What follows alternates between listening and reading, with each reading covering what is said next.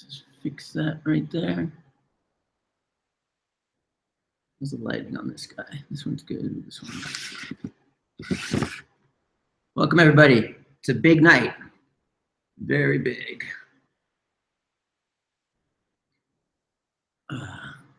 Welcome everybody. This is Mount Monarch. Just waiting for the viewers to come on right now a little bit. Let's get rid of this. We had people that were waiting. Oh man. Oh boy. Okay, normally in a Hangout,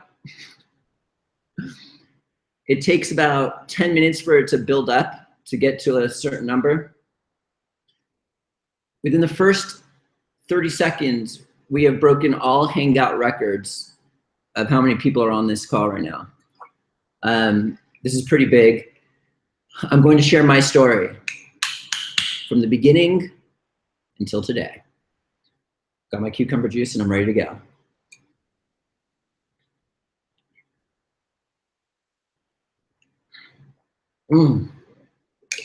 All right. So just yesterday, or 2 days ago, Angela and I announced that we have been divorced for about a year now, and we're doing something called Conscious Uncoupling. There were no lawyers involved. Everything was done in a very amicable way. Me and Angela love each other very much so still. Our kids are extremely happy. Their smiles are like ongoing. We've done everything in such a special way, and I'm just very grateful for that. I wrote an entire article about our separation, about this conscious uncoupling, and that could be seen online. And thank you everybody for everyone who wrote in. The response was ridiculously big, and I appreciate all your kind words. And people had a lot of questions about it, which I'm going to share tonight, but tonight is mainly about my story and everything that has gone down from my point of view, from even before I went raw to 100% raw, to where the Adya Clarity fiasco took place, to our creation of our retreat center. It's a very powerful story. So I'm just going to get started. We got a big crowd. It's probably going to take me over an hour to tell this entire story, but here we go. So I was born on February 8th, 1975. I'm 42 years old right now. Been 100% raw for almost 2 decades now. When I was growing up, for some reason, just automatically, I wasn't interested in eating animal protein. My mom was worried, and so I wasn't getting my protein and things like this.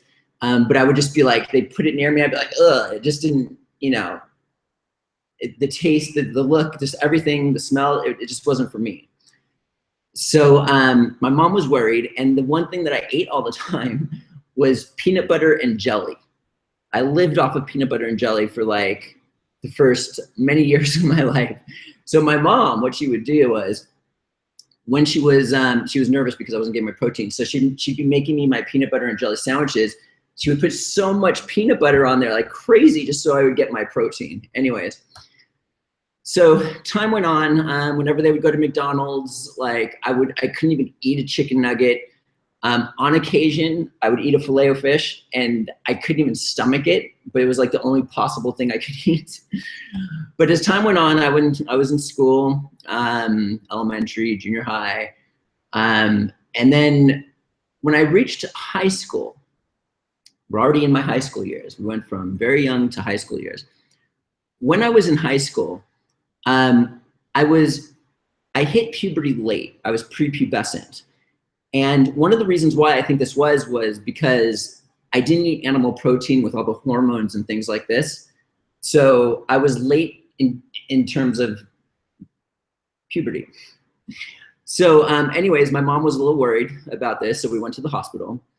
And the doctors recommended that they inject me with some sort of like cow hormone or something to where I would speed up my puberty process and become more, you know, less prepubescent when I'm almost 18 years old here, or 17, 16, I don't even know. But my mom decided not to do it, and me too. She's like, she just didn't feel it. It was in her heart not to do it. And then we later learned that people that did that ran into some serious problems in the long run. So that was a good thing that I stayed away from that. So anyways, what happened? So I graduated high school, and then I went to California State University, Northridge, CSUN, which is it's college in Northridge. And I was a little self-conscious because I was prepubescent. I was finally coming out of it. But anyways, I joined a fraternity at the time. It was ZBT at CSUN. I later became president of that fraternity, which we'll talk about in a second. So what happened was I started getting into lifting weights, maybe because I was prepubescent or something like this, but I seriously got addicted to lifting weights. I would literally be there every single day. I would worry, freak out about my muscle mass. I would lift weights every single day. And then and then I started eating crazy amounts of things to build up muscle mass. I got to the point where I was benching over 300 pounds. Little old me was benching over 300 pounds, and I could bust out like 5 of them. It's pretty crazy. I didn't really think that was good for my body now that I look back on it. And anyways, we can get back into that in a second. So it was in high school when I started eating Subway sandwiches. And then I started graduating to burgers by the time I'm in college, burritos, Taco Bell, bean burritos. Anyways, there were times, because I was into lifting weights like crazy, if you've ever been to In-N-Out Burger, a double-double, what that is a burger with 2 greasy patties that are big, with also, it's like really big, it's really tall. And there were certain days where I literally would have 2 In-N-Out burgers for breakfast, 2 In-N-Out burgers for lunch, 2 In-N-Out burgers for dinner. They tasted really good to me at the time. But my whole thing was like building muscle mass, and I was just like all about it.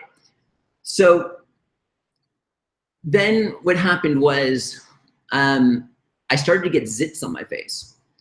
And I attributed it to the greasy foods from fast food restaurants.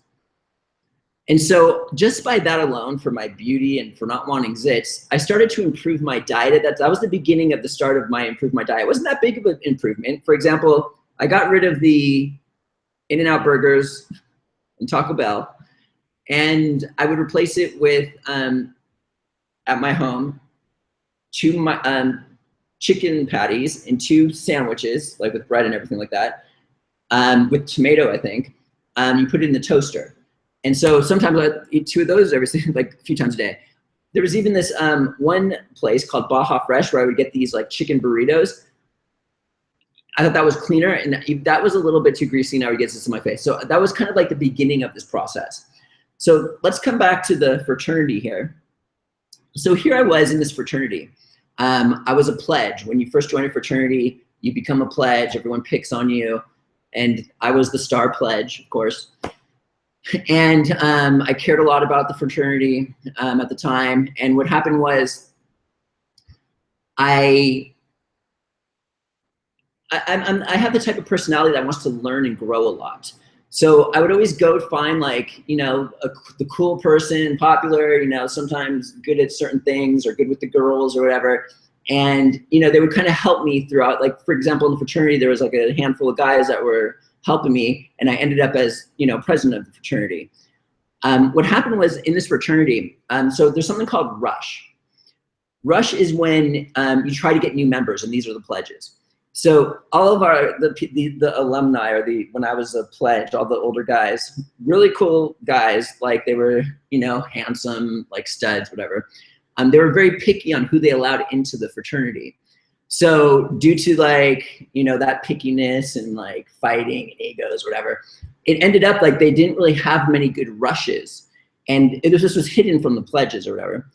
So what happened was, as time went on, all of those people went alumni, and I was like in my 2nd or 3rd year of this fraternity, and I realized there was only like 7 to 12 people left in the fraternity. So here I am, this fraternity is about to crash, the ZBT, and it's kind of like handed to me. I became the rush chairman, and the next year I became the president. During this time period, I met a girl, and you know, she was like a hot blonde, and I was kind of like, people called me the BMOC, big man on campus. So I had like this kind of ego forming and had fun, and it was crazy. I'm not gonna go into those fraternity parties. I mean, parties, stories. But what happened was, so here I am, this fraternity is about to fall apart. I'm the rush chairman, or I was about to be the rush chairman. It was the next year. So what I did was, I always tended to like do something and then people would copy it later. So this is what happened. So we have like 7 to 12 people. I can't remember how many people are in this fraternity. This fraternity is about to crash. And so it was rush time where you recruit new members. And what I did was, everybody gets like their own table, and 2 people are usually there, and everybody gets like a billboard. You take 1 piece of plywood, you put it up, and you put ZBT or SAE or whatever your fraternity is. Anyways, one of my best friends from seriously 2nd grade was my pledge brother in this fraternity, and he was an artist. Like we would sit there in math class, and he would draw dragons like out of nowhere. He doesn't practice, it just came out and boom. I was like, what the heck is that? So anyways, we used his abilities. And so here I am trying to rebuild the fraternity. And what I did was, instead of just taking 1 billboard, that is usually like, you know, long ways, I took 10, put them up ways, and we put like a 2x4 behind it, and we put like 10 across each other, and he wrote this like huge ZBT mural. Nobody knew about this. We had 2 trucks. We brought everything on campus in the morning, way early. It's huge billboard. Normally you just have 2 chairs and a table. I brought our entire living room and threw it on the grass. And what we did was we took 3 couches, 4 couches, a huge tent, even an ashtray for the guys that smoke cigarettes, chairs. We brought the entire living room out onto the grass field. So here, and then right before that, what I did was I contacted every alumni who was part of the fraternity. They still, you know, take part and have fun. I called everybody, day in, day night. You have to come out during lunch. You have to come and hang out with us on the couches in the class. So it looked like we were really big, even though we were about to crash. So here we are. I'm sitting there at the front of the table with, you know, my buddy. There, everyone's just having a good time, doing nothing, partying, whatever, on the grass table, like back there. And I'm just sitting there going up in front of the table saying, hey, how are you? I would try to meet people and get them to rush. And it ended up, we like tripled our, like I think we got like 20 people that one year in the fraternity. So I pretty much single-handedly, I don't want to like brag or have an ego here, but I saved the fraternity. And then we taught them how to do that process, those 20 people, and now it just continued to grow. Where they're at now, I have no idea. But back in the day when it was about to crash, that's what happened. So here I am, like, then I became president of the fraternity.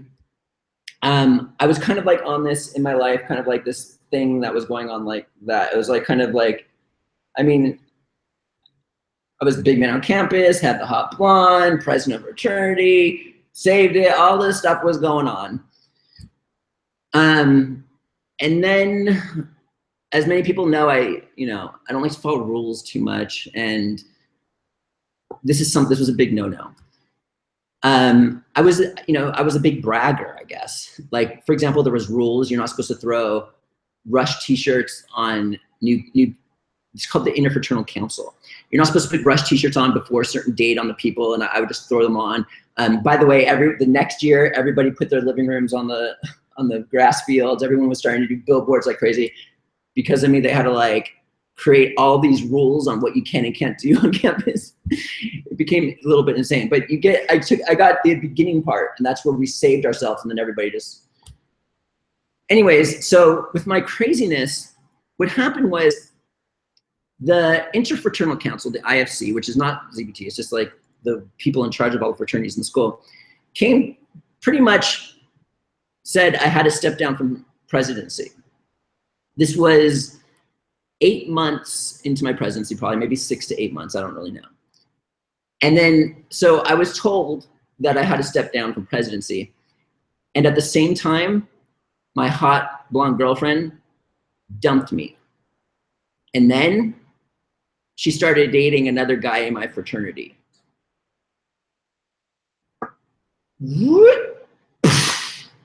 Major crash. Now, my first year of college, I took calculus, and that was a 5-unit class. And so because I was a pledge, I failed it. I did get in all other classes, but I failed it. And I only got 7 units the first semester. And here I am crashing. Normally people finish college in 4 years. I was stuck, and I was thrown down, trashed, dumped, and I had to sit there in school for another year and finish that off. So now I was up here, and now I was totally crashed.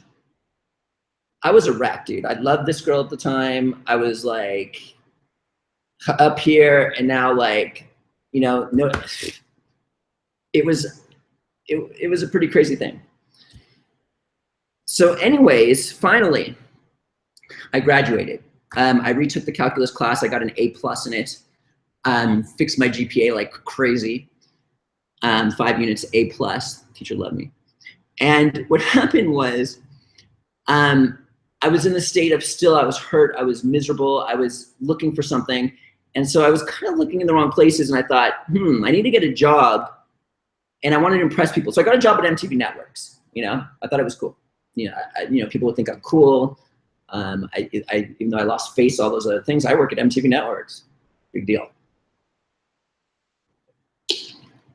So I was working at MTV Networks. But keep in mind, guys, if you're just tuning in, I was not 100%. I wasn't even raw yet. I was just trying to fix my zits, and I was eating other crap, but not as bad as 6 double-doubles every single night. So what happened was, I was working at MTV Networks in the Santa Monica office. And I worked there for about 2 years. And I went into this like phase where it'd be the same thing. It was like false fulfillment. I would go out with my coworkers. We would go to the bars. I'd be the guy who would like go up to the girls and talk to them. And then everyone else would I was kind of, you know, and I got some sort of fulfillment. We could talk about, oh, do you see Monarch? But deep down inside, I was miserable. I wasn't fulfilled, and I was looking for something. I couldn't figure out what it was. So here I am miserable, and I'm like, you know, there was a New York City office for MTV Networks right in Times Square, and I see people like coming out here sometimes to work from there, or sometimes people going there. I'm like, you know what? I'm looking for something. I don't know what it is. I decided to transfer from the Santa Monica office to the New York office. Everyone told me this is a bad idea. My coworkers like, you want to go out there? Are you crazy? Like, I would never do that. Some of my family members were saying, you'll never find a place to live. It's very expensive. Meanwhile, I got a penthouse that I was subletting from someone else who used to work at MTV Networks. After that, I went to another apartment that was beautiful. And then after that, I went to it was like all those fears are just, you just go with it. You just, whatever. I'm looking for something. I'm not happy. I'm miserable. This is how I am right now. So I'm like looking for something. I don't even realize, I'm not even that conscious of it. I'm just thinking like, this is what life is maybe. I don't know, but I'm very unhappy. So I got a job at, in the New York City MTV Networks offices. And I got the most ideal job you can imagine. I was a finance guy, and I worked on the award shows for MTV, like MTV Music Awards, and the VH1 award shows, like the Divas and all those things. And I would go on to the set. I would have like $10,000 petty cash. I would give it to all the PAs and workers or whatever they needed, and I would reconcile it and all that other fun stuff. I would see all the stars like walk right by me. I even had a video camera and filmed a lot, you know, and I probably wasn't supposed to. But anyways, it was just a very cush job. It was easy. I had a lot of free time. When there's no music award shows going on, there was stuff to do, but you know, it was pretty cool and it was fun.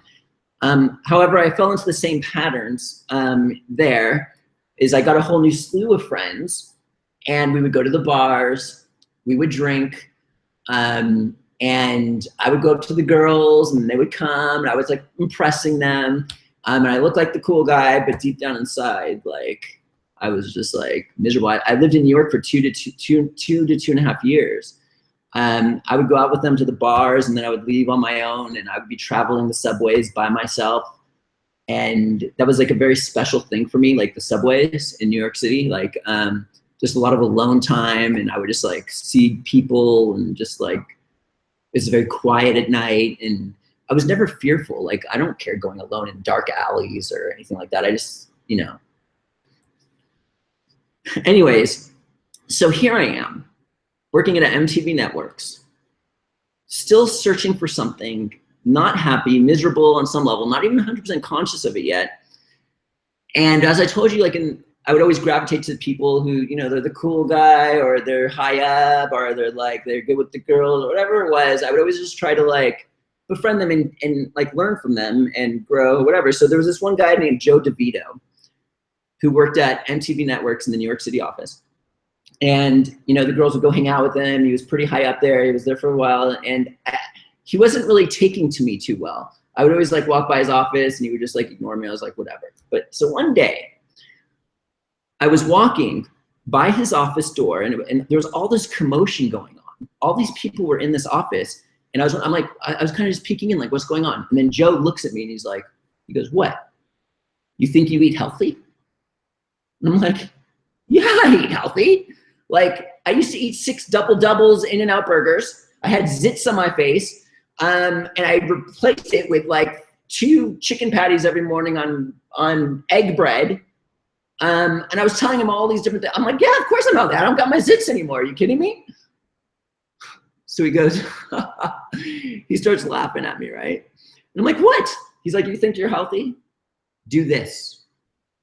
He told me to eliminate bread, eliminate sugar,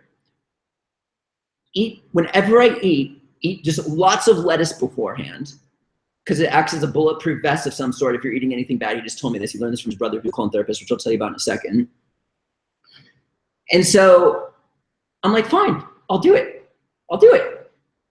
So I started eating like crazy. I started eating like healthy.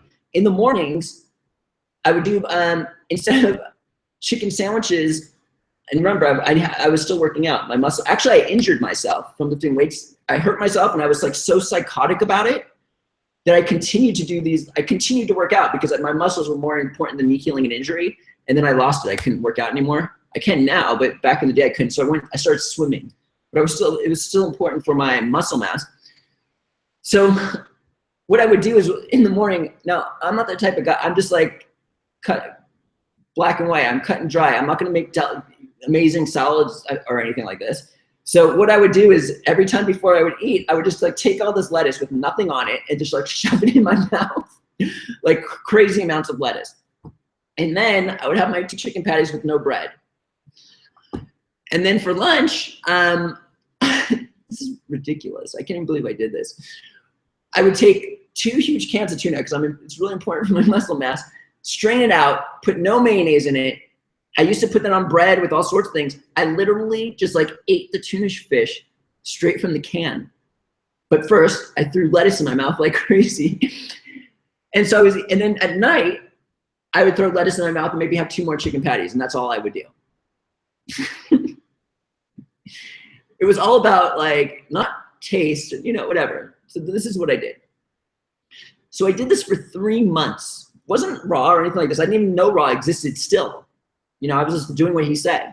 I probably lost a little weight or whatever. So anyways, what happened was I was on the VH1 Diva Music Awards shoot and they brought out Subway sandwiches with pizza.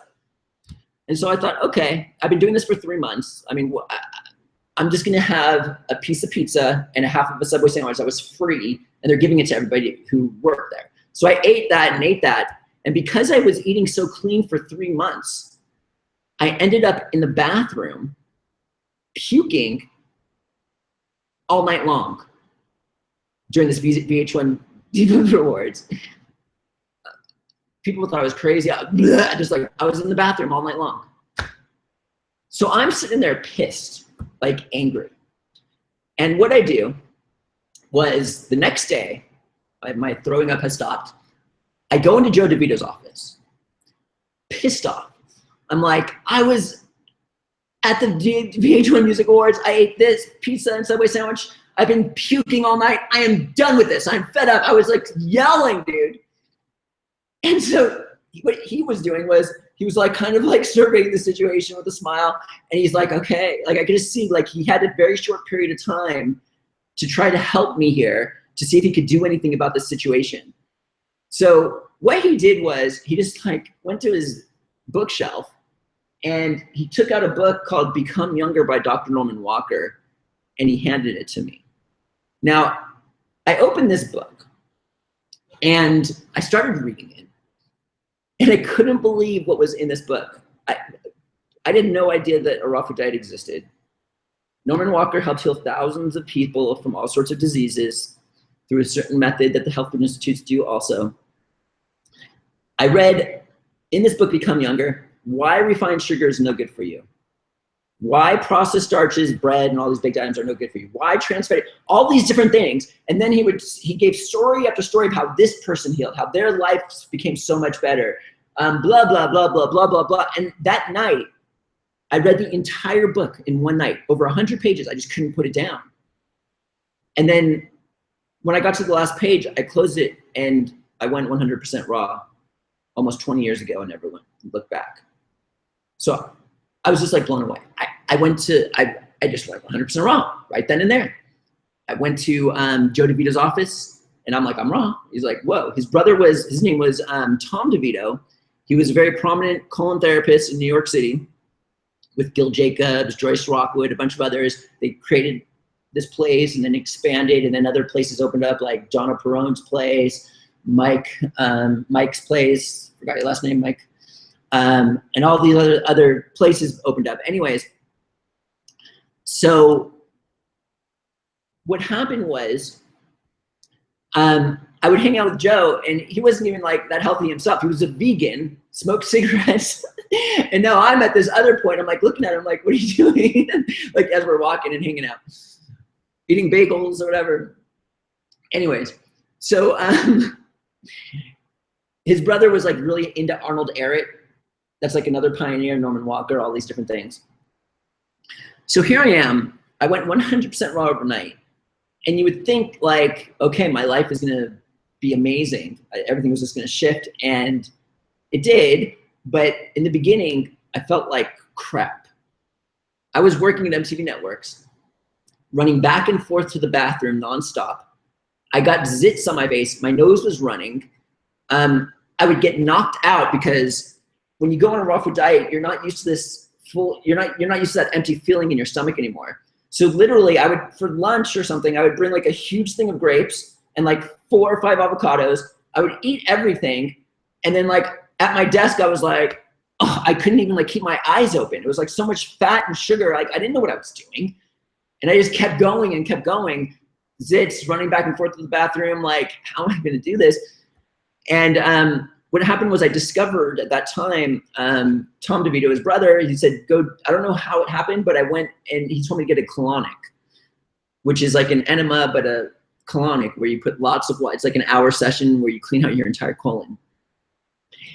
And when I did that and I got off the table, all this waste came out of me and I could not believe how I felt. It's not just the colon hydrotherapy. It was like the raw food diet where you're cleansing your entire system, even on a cellular level. And then you just like do colon hydrotherapy, which pulls all that waste out that you're going through withdrawals and detox from. I was just like, bing. Like when I went back to my mom's house, I couldn't believe how my senses changed, my hearing, my everything. I was walking through New York, I would breathe in and there was like no obstruction of mucus. I've never experienced that in my life. So here I was experiencing this. It was amazing. And I was literally like, so when I went back to work, my zits were gone, my runny nose was gone, I wasn't running back to the bathroom anymore, I was feeling great. And then what happened was 14 days later, the zits came back, the runny nose came back, I was running back and forth to the bathroom, So I did another colonic and I was feeling really good again. And I got into this phase of doing it every 14 days for like the first 8 months of being 100% raw. Now this combination is very powerful. I'm not gonna go into, we're just talking about my story today, but this is what Ann Wigmore developed, and this is why the health food institutes have such a high success rate in healing people. It's this combination where you go through the withdrawals and detox of all this stuff, and then you just pull it out. It's like cheating the process, you just pull it out. Anyways, today, I haven't done an enema or colonic in over 2 years now. And I'll tell you why in a second. It's a very beneficial thing for a person when they're trying to heal and things like this. But I started getting addicted to it because I got it. We'll go into that in a little bit. I'm going to tell you the whole story of that too. So here I was experiencing all this. And then I did the saline bentonite cleanse. After 8 months, all of a sudden, like I decided that I was done with New York City and my job at MTV Networks. I was ready just to leave and start my life. I found what I was looking for. I thought I found what I was looking for. This was like the opening of the doorway to what I was looking for. But I felt so good. My path had opened up. I didn't know what I was gonna do. I knew I wanted to start something in the raw foods movement. I would look online, I went to forums, and I decided to go to the biggest raw food festival of the year in Portland, Oregon, a couple months later. So here I was going 100% raw in New York City, just to backtrack a little bit. And when I was younger, I used to, like when I was in college and stuff, and I used to shave the sides of my head, made my eyes go blam, and like my hair, it was like the cool thing to do at the time. I thought I looked good when I did that. I would seriously shave the sides of my head once a week minimum. I would get all self-conscious if it got too long. Anyways, so what happened was, after being raw, 100% raw for 2.5 weeks, I lost 20 pounds. And I didn't think much of it. I was cool, even though I was like self-conscious about muscle weight. I was still going. I didn't care anymore. I was like, I'm done. I've been miserable all my life, not all my life since that happened with me. I have suffered a lot. We have all suffered, but like even throughout my life when I was younger, I was wondering. But anyways, so I went to go get the sides of my hair shaved, like I do all the time, after being 3 weeks raw. And then I looked in the mirror and I was like, oh, I looked like a freaking skeleton. A skeleton, because like I lost all this weight. That was the last time that's why my hair's long. From that moment forward, I never shaved the sides of my hair again. I've never even really cut my hair since then. I just trim since that time. I remember being in a meeting and I'm like, I look like a freak with my with my hair shaved. And I see Joe look over at me and he just like kind of smiles and laughs. Anyways, no avoiding that one. So here I am. So then also, I had a friend from junior high when she first saw me for the first time in New York City after I went raw and lost 20 pounds. She kind of looked at me and went, oh, are you okay? Like she freaked out, like something was wrong with me because she was used to how I used to look with more fat here. I look like different, you know, and different to many other people. But I was walking down the street another time and a woman handed me a business card asking if I was interested in modeling.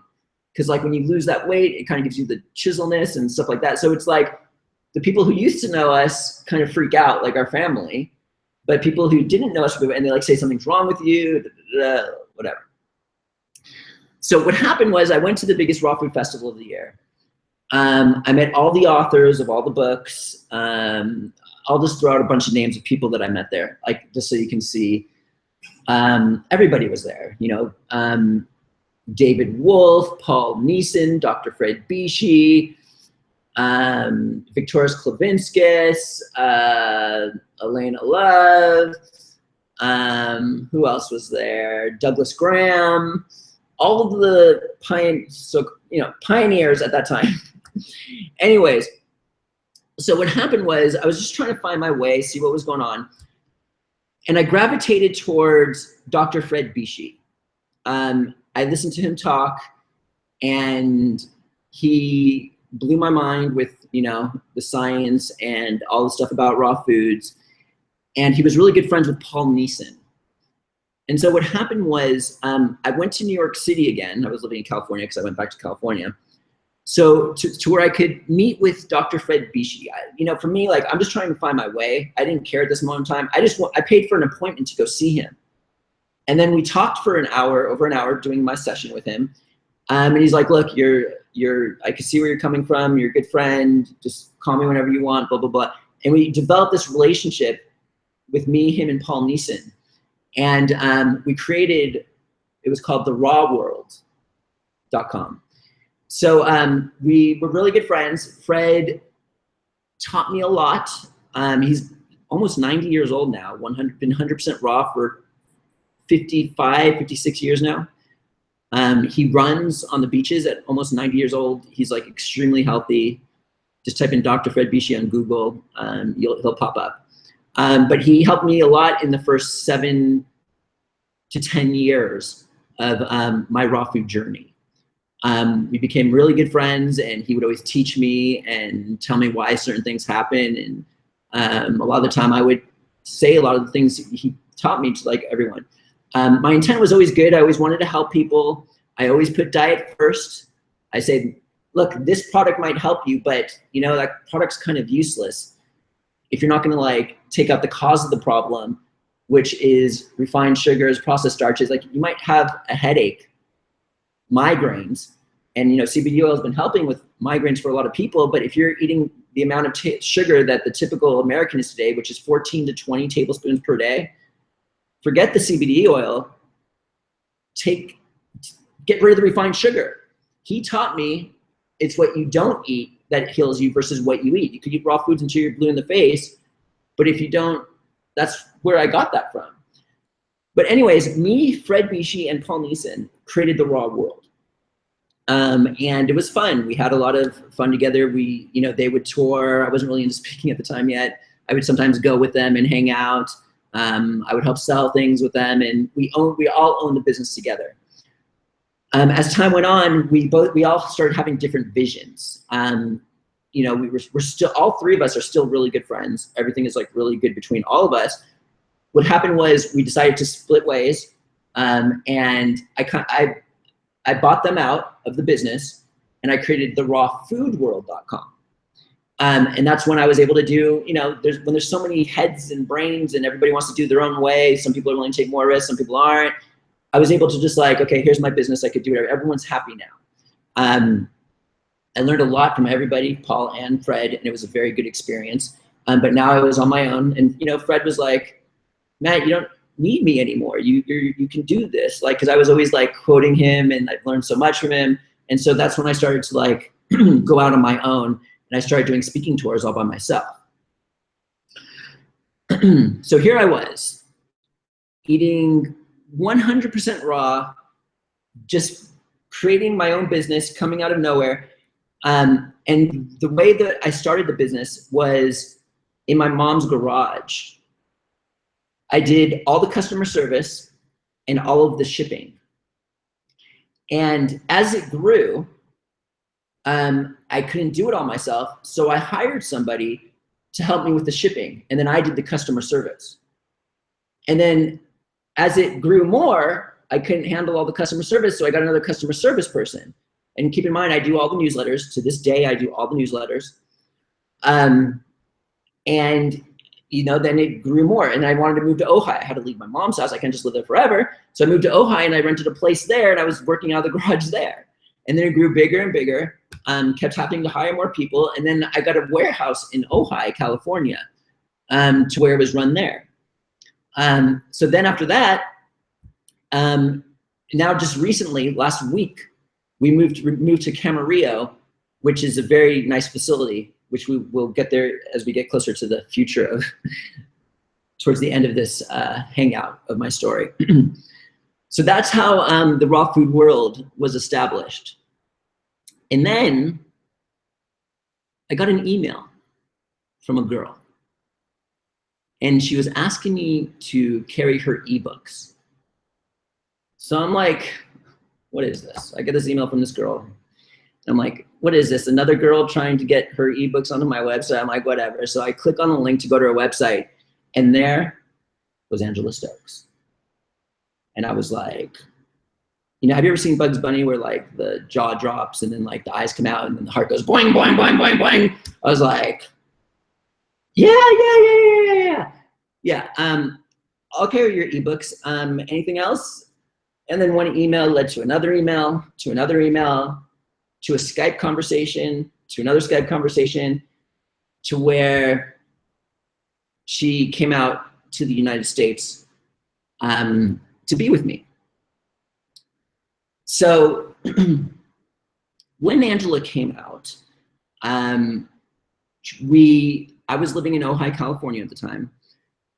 She pretty much stayed with me, and we didn't do anything like, you know, what people do, men and women do.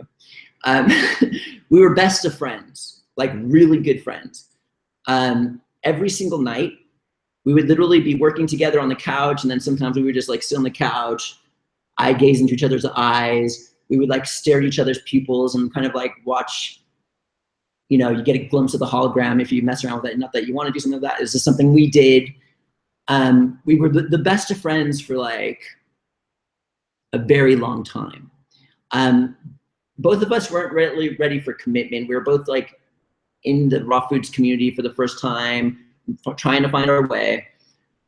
And so what happened was that led to me dating and led to her dating. And when I saw her dating, I was like, oh man, I got like extremely jealous. And that was when I said, I was ready to commit. And we became boyfriend, girlfriend. Soon after that, we got married. And as you've seen in our previous videos, we were very happy together. We were an extremely loving couple. And shortly, I'm gonna explain what happened, and to the point where the conscious uncoupling took place. So we were married, I think it was for 11 years. I'm really bad with dates, guys, like in time frames. It's just not my thing. So we were together for 11 years in total. And I was just kind of explaining how we met and how good of a marriage we had. Now I'm gonna go into the next set of events that happened. And now it's gonna get pretty juicy. So when I was younger, my mom and my dad freaked out, scared about it. And as a young child, that kind of freaked me out. And I was like, I never want to be like that. I just never want to be like that. So it was almost like this thing. I had this pure intent. I was helping people. It was not about the products. It was more about like, you know, heal yourself. You don't need products, heal yourself. This was my attitude. I always had a good intent in regards to this. But on another level, I had this thing where I wanted to be able to, if everything were to like, it's irrational. If everything were to fall apart, I wanted to have like this nest egg to where I was taken care of. And I was kind of obsessed with it on some level because of my upbringing. Not that that gives me any excuses or anything like that. So it was one of the drives that got me to work like 18 hours a day to create this business for for 15 years. It's like at night, I would just be like in bed thinking, and I would crunch my forehead like this. That's why I have wrinkles there, I believe. I want something on now. And so what happened was, I reached a point to where Angela and I were ready to buy a place. We bought one piece of land here. I reached a point where I kind of got self-sufficient. I got to my goal. And shortly after that, some people came into my life. One was a marketer who wanted to work with me. And this is when the Adya Clarity fiasco began. And we did extremely well with it. Extremely well with it. I did believe in the product, and what happened was the way he helped me was he helped me go beyond my current foundational list of the people I grew up with, like in this business. For those of you who have watched me from the beginning, like 15 years ago, all your support, and you watched all my videos. What he did, it was like a solid base that I had at the time. And what he helped me do was, like, we advertised on crazy amounts of other places and it succeeded. So he just like amped it up, and it was just like so much, it was crazy. It was nothing, it's something I couldn't even like think straight. It was crazy. So what happened was I got lost in greed. This was probably about 6-7 years ago. I had goodness to me, but I got lost in greed at the same time. Now, I always talk about how when I first went 100% raw, it opened the spiritual realm for me. I talk about how my third eye opened. I could feel more because I was like, your cells drain out. I could focus better. My sight, my sound got better. Like everything was just incredible. And I said it was a spiritual awakening on some level, but that isn't really what I've learned and believe, is that's not really spiritual. You might have access to certain things, maybe get a glimpse of that, or a hologram, or maybe you see a spirit, or you think something, you get a vision of something, I don't know. But here I was lost in greed. That's like, that, not fighting that is spiritual. And I was 100% raw for 12, 15 years at that point, claimed to be spiritual, but look what I was doing. So it's not about that. I learned later in life. And what happened was, I always had this pure intent. I was on this path, but this is where I got lost. And this is where it's a little hard for me. And this is when I went off my path. If you were on my newsletter list, at that point when the Adya Clarity fiasco happened 5 to 7 years ago, I went off my path and I started putting out newsletters in the marketing realm. I was encouraged by my new friends and stuff like this. And I started going off my path, which was one of the biggest mistakes I've ever done in my life. And all of a sudden, I like to consider it as, Matt, you went too far. And it was almost like, I don't know how to explain it, but it felt like some sort of protection left me. And all of a sudden, I was being, everyone in the health movement, everybody was attacking me in regards to this Adya Clarity product. It felt like my life was on the line here.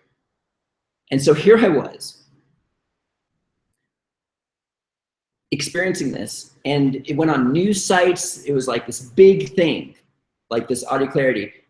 It was like this news site was fighting me on this, saying that it's got aluminum in it, it's damaging people, it's doing this to people, doing this to people. And I'm sitting here like fighting it, saying, oh, no, it's not damaging people. Logical arguments can go like forever.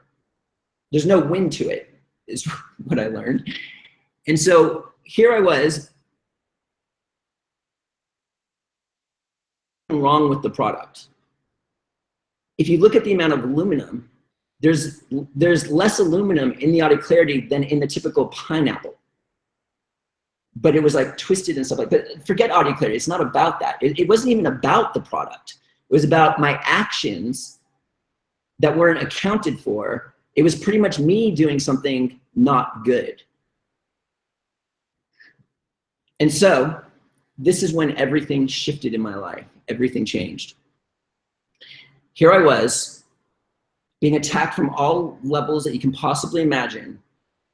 And I don't even know how to explain this, and I'm not going to go too much into it because people will think like, you know, people have different spiritual beliefs or whatever.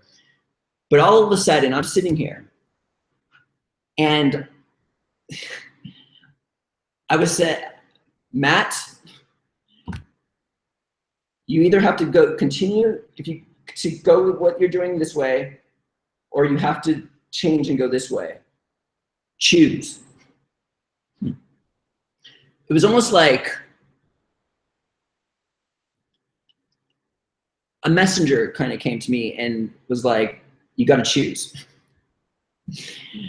And I'm like, so what happened was when this messenger came to me, I was in Vilcabamba on a bridge that had no railings, straight river, 30 feet, maybe 20 feet down, or 30 feet. It was dangerous. It was crazy. And like, this is like intense. I want to say spiritually intense. Like it was just intense. I felt my life is on the line here. And what I did was this messenger's coming to me. What I did was I got off that bridge. I went down into the river, into the water, kind of just going like this. I was just like going like this, just like in circles, not thinking. And then I went, no! Ah! And then all of a sudden, everything left me and my protection came back. And I said, I am choosing the new way. I went home, speeding fast in my car. I got on the computer, wrote an email saying, I am refunding everybody. It didn't matter that the product wasn't harming people. It didn't matter anything anymore. This was something completely different to me. That in 24 hours, I refunded over $2 million, leaving me nothing.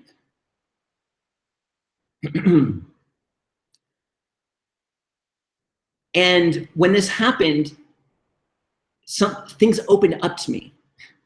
Like I saw more. I'm not going to go into that. It's unexplainable. But I love this spiritual path so much that I said, I want to go all the way with it. I remember sitting on the couch in there that day, looking up, saying, I have suffered so much in my life. I am done. I want to go all the way. Nothing is more important to me than this. I don't care about money. I don't care about my houses, my body. I mean, I care about my body, but I'm just like, nothing is more important to me than this. And then I started this path. So backing up a little bit here, when I started this path, it was almost like I had to prove myself. And then over the last 5 to 7 years, I went through crazy amounts of trials and tribulations. That's why you haven't heard much from me since the Adya Clarity fiasco. I went through trials and tribulations. Let's go over these trials and tribulations right now. Immediately after, I gave all of the money away. Adya Clarity sues me. There's no way they can win this. It's impossible.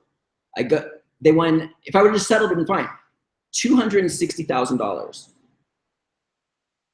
I had another lawsuit that I lost. I got audited by California sales tax and lost over another $100,000. Another lawsuit. It was just insane. And then on top of that, my business got infiltrated. In Ojai, California, there was a new manager who was claiming to, this is kind of recent, a couple of years ago, who was claiming to do really well. And I looked at the sales and all of a sudden it dropped by 60%. And then I was looking at emails and they were treating customers like crap. This business should not be here today. All I did was hold on to one strand of faith. That's all I had, nothing else.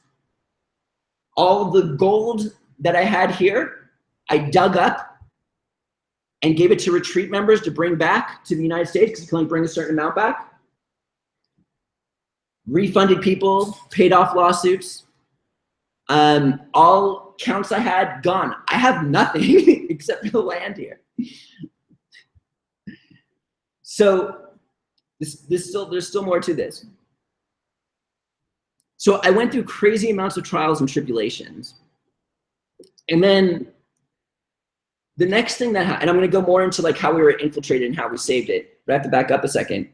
So after all this, and I've made this commitment or whatever, I wake up one day and I have blood falling into the toilet out of my rear end.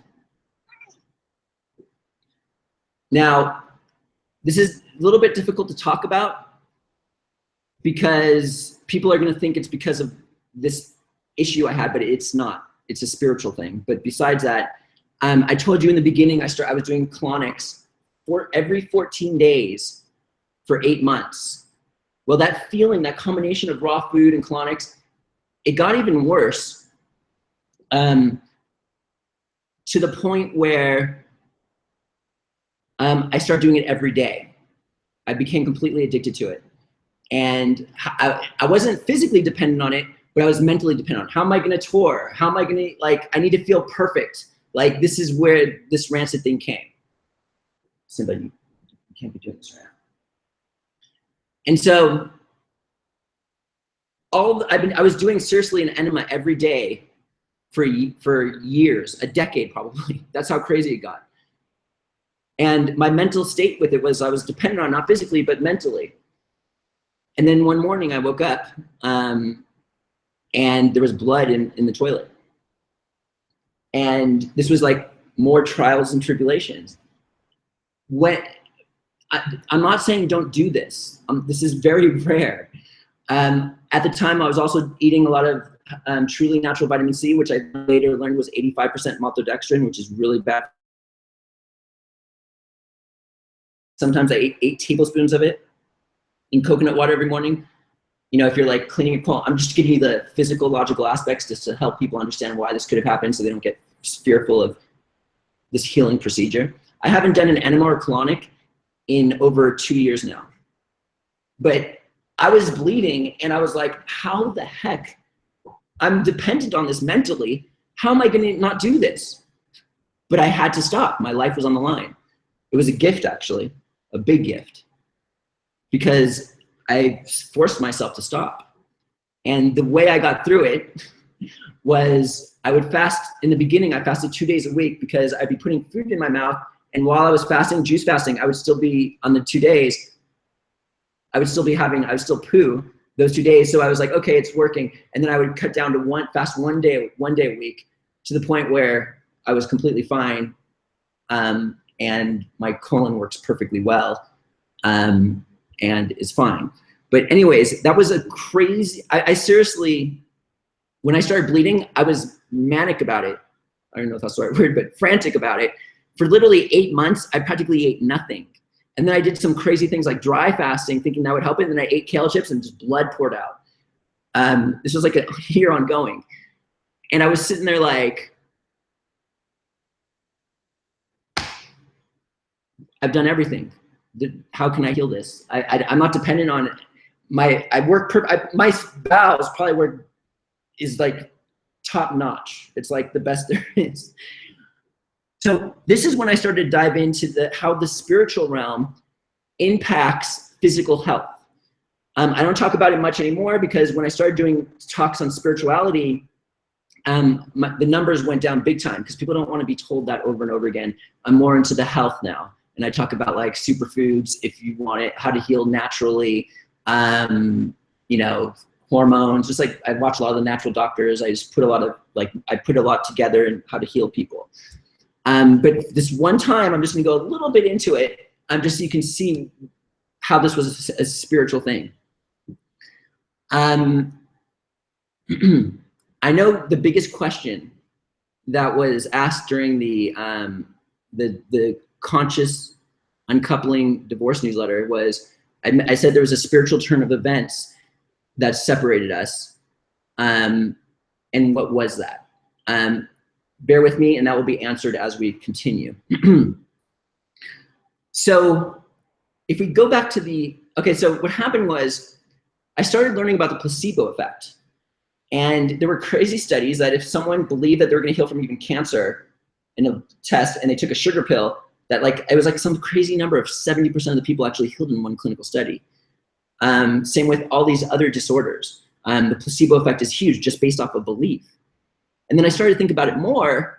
There's an issue with this because there's the other aspect of placebo. Meaning like you go to the doctor, they tell you have a thyroid issue, you have 6 months to live, and then you believe that, it can also work against you. So then if a person believes they have this thyroid disorder, it ends up as their lifelong disease.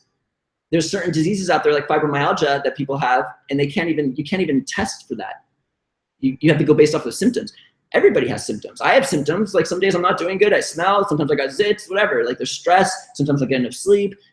The human body goes through ups and downs regardless. We just have to look at the ups and not freak out when we're down thinking that there's something wrong with us, because on the internet, there's so many symptoms these days that everybody thinks they have everything. So the placebo can also work against you. I don't want to go too deep into this, but Tony Robbins is an example. He went to the doctor's office, and they said the reason he's so big is because he had a tumor on his pituitary gland. And they told him, like, look, you're going to die. You need to do surgery. And he said, no. And he got 100 different doctors' opinions. He didn't accept the negative placebo. So anyways, I needed to heal myself. And I was manic about this. For 15 years, I was freaked out about how am I going to poo? Like what if I get gas during a talk? What if this? What if that? And this rancid thinking is creating these like things in your colon, and like, this is what I learned.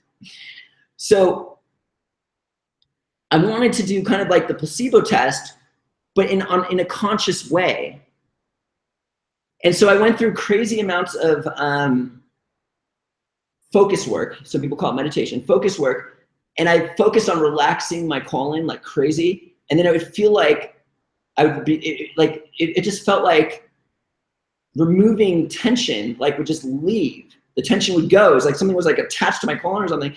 And it just like healed. And I was like I was reading all sorts of things. Like in certain shamanistic traditions, they say if you have an opening, a spiritual opening, such as if someone tells you you have a thyroid issue and something comes in, and like they say something can come in, like if you believe it, and can latch on and then actually cause the thyroid issue or something like it. So I was sitting there like with this intention of relaxing it as much as possible, to where like my colon was just like fully relaxed, and like any tension, it was like I would just clean it out, and I healed myself by doing that. It was like miraculous, of course with help. And this is when I started teaching this on an ongoing basis. Like I saw it. This is disease. Most of it is based off of spiritual things that we have to. That's all I'm going right there. There are many things that we can do, of course. Where I'm just saying, like, this was my experience.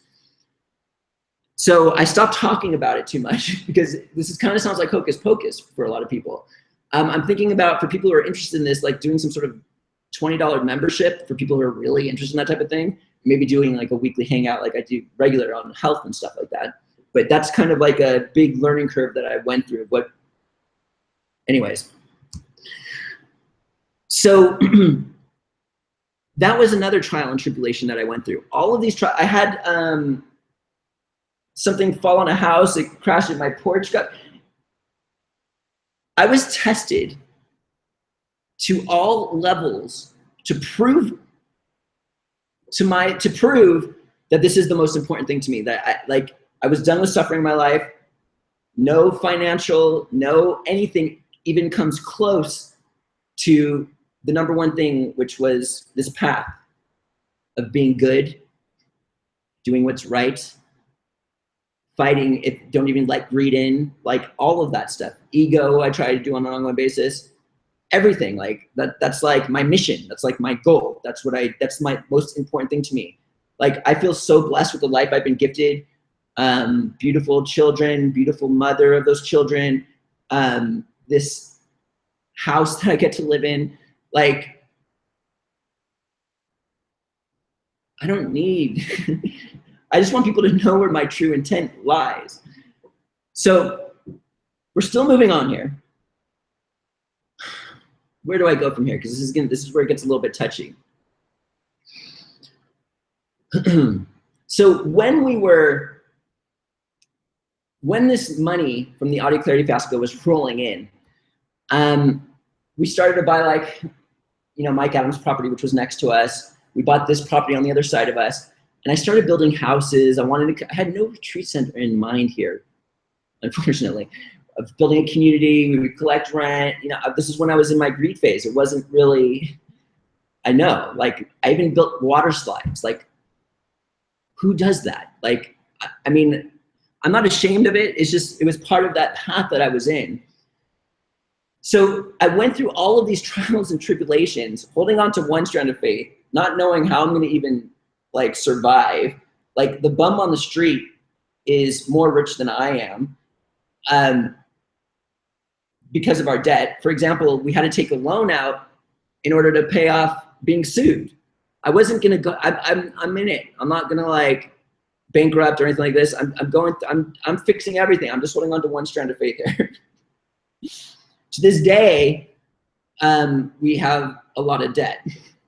But anyways, the trials and tribulations, if I could just tell you the amount of suffering I went through, but it wasn't even suffering because I didn't even care, because I'm just like, this is the one thing, that's all I care about. It's like we're on the other end of it. So during this time, I was telling you about the trials and tribulations. We were sued for $250,000 loss. We got audited by California sales tax for over $100,000. I had to pay affiliates out for Adya Clarity, hundreds of thousands of dollars. We got audited by the IRS. We got sued a couple other times.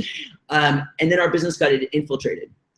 The sales went down to 30% of what they used to because I looked in the email. All the customers were being treated like crap. The manager told me that everything was really good, and I believed her. And she started hiring other people that were destroying us. And I all of a sudden I'm like, how are we gonna? This was like after all, like this was like we just threw all the money. We like we don't have nothing now. And I'm like looking at this like we're dead. There's nothing, like I can't go on. I was like holding on to that strong. There was nothing I could do. Like I thought it was over. Like I was done for. But I was like, look, let's just do this. I'm just gonna try, okay? I'm gonna try. This was 2 years ago.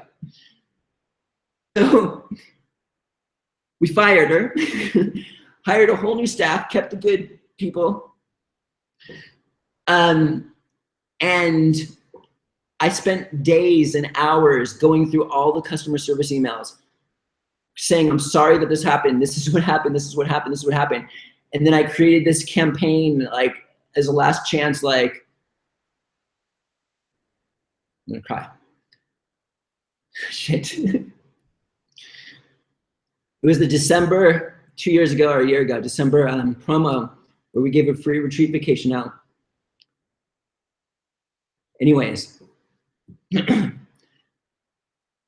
I called everybody, like, and it was like everyone forgave me. It was an amazing sale. It took us to like a place where we weren't going to crash. It was a miracle. That's all it was a miracle. It's all like, shit. I got to continue my work. And when you follow that path,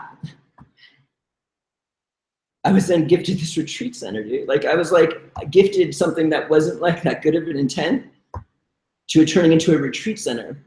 And this retreat center is amazing. Like what happens here? It's like people have healing on a physical, emotional, spiritual level. It's almost like a machine to where, I'm not gonna go into that. I'm just like, I'm very blessed. I'm very happy. I'm very lucky. And you know, like, I mean, I just want to say thank you to everybody for not giving up on me, number one. And so, so here I am now, a servant, have no attachment to money like I did in the past. I am so happy. My children come over like 6 hours a day, 4 to 8 hours a day, like every single day. I spend a lot of time with them. I work when they're not here. And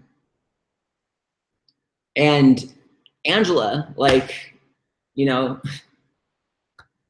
she's been amazing through all this. Like, you know, she's, you know, she has worked with me with this conscious uncoupling. Like, she's amazing. I'm very blessed and lucky that it happened this way.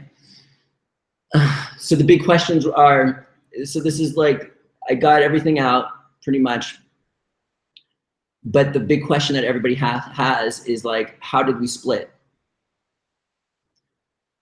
Okay, so when I went 100% raw, not 100% raw, I'm sorry.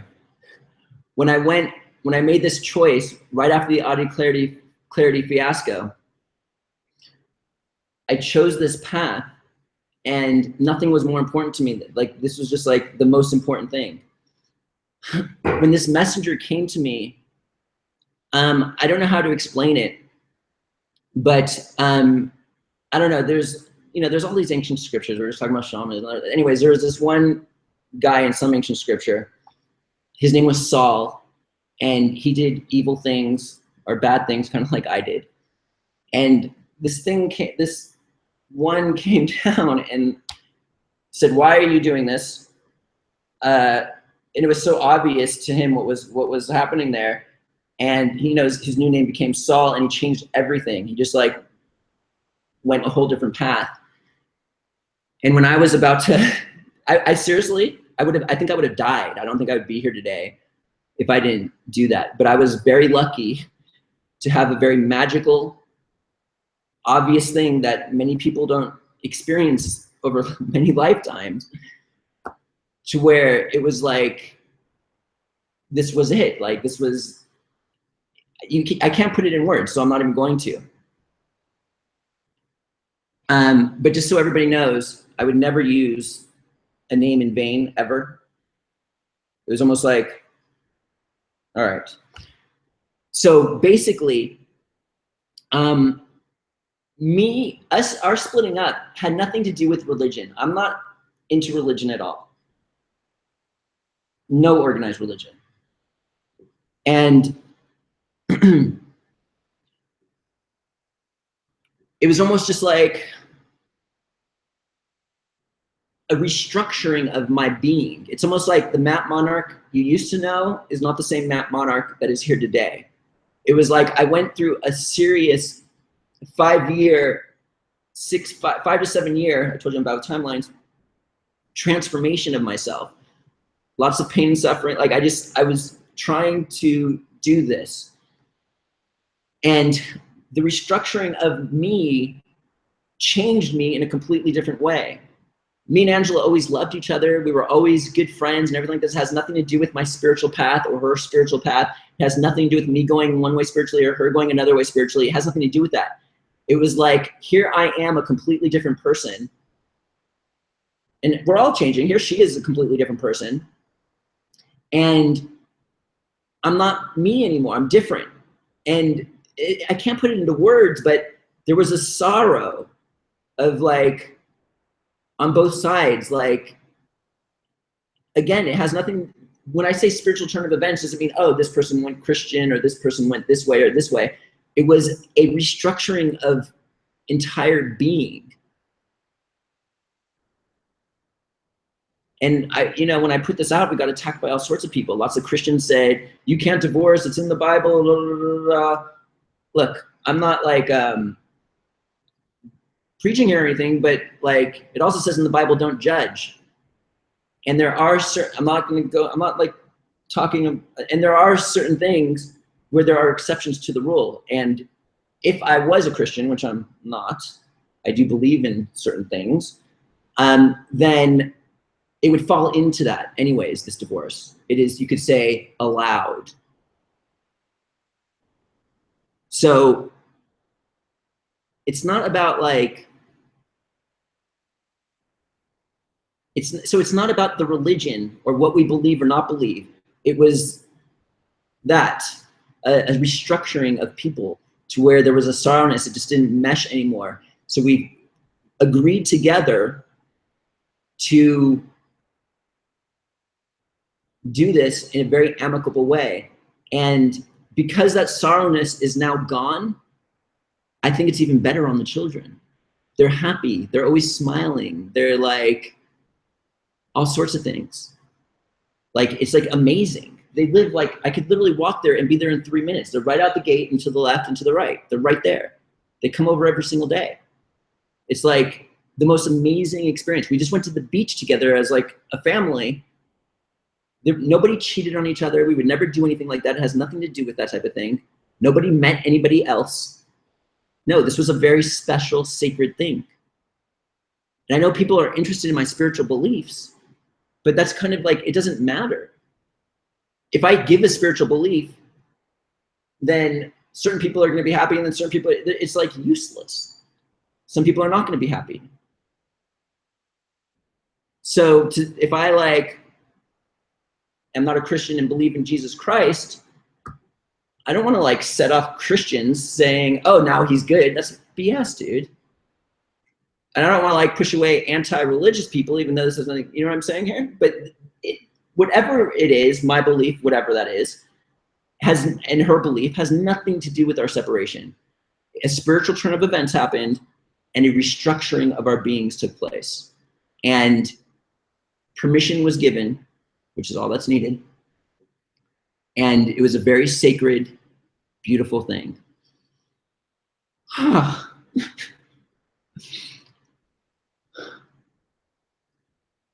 So,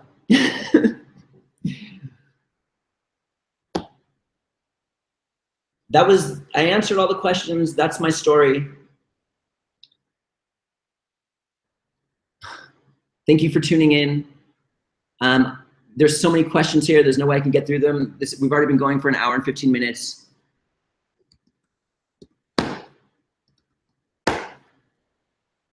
I think we're good. That's my entire story for everybody. And again, thank you for not giving up on me and for supporting us.